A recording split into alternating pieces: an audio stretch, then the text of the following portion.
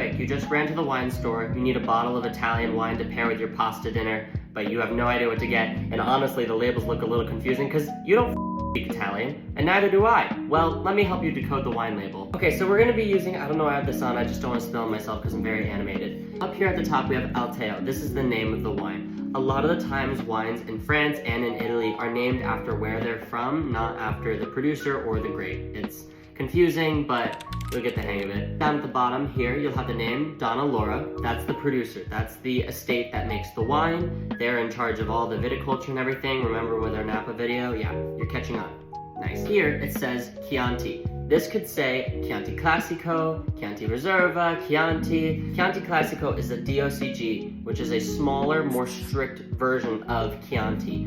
Chianti just requires a smaller amount of Sangiovese in each bottle of wine, and Chianti Classico requires more. A lot of the times on a bottle of Chianti or a bottle of Italian wine, you'll have this word called Reserva here. Italian laws are really fun, and they have a lot of rules and regulations on how long a wine must be aged before they can release it. And these designate how much so that needs to happen. Because this wine says Reserva, it denotes that the wine had to be aged for a minimum of 24 months before it could be released. If it said Superiore, that means it only had to be released 9 months after bottling.